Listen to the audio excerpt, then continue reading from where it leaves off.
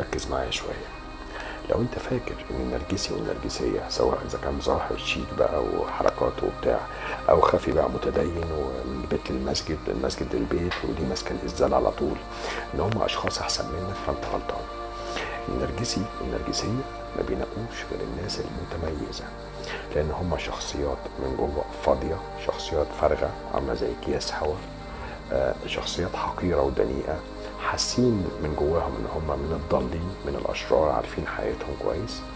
فلازم عشان يحسوا ان هم حاجة متميزة لازم يلجأوا ان هم يعرفوا حد يكون متميز، حد يكون صالح، حد يكون محترم، حد يكون ابن ناس، عشان لما يطفوا الشخص دوت ويدمروه عاطفيا ويعملوا له ابتزاز عاطفي ويعملوا معاه كل اساليب الاخضاع النرجسي ويطفوه وياخدوا طاقته وفي الاخر يموتوه، يموت طبعا بالقلب لو كان راجل او بالكانسر اذا كانت واحده ست. يحسوا قد ايه ان هم ناس جامده، ناس اقوياء جدا. يقول لك بص انا دمرت ده، بص انا ده اللي كان فاكر نفسه مش عارفه ايه انا خلصت عليه، بص ده انا سحبت منه كل فلوسه وخليته ان هو يبقى على البلاط. يبقى حد صالح، حد محترم، حد جدع، وكل الناس عايزه ان هي تقرب منك، وخصوصا النرجسيين اللي هم حاقدين حاسدين غلويين عليكم وكارهين نجاحاتكم.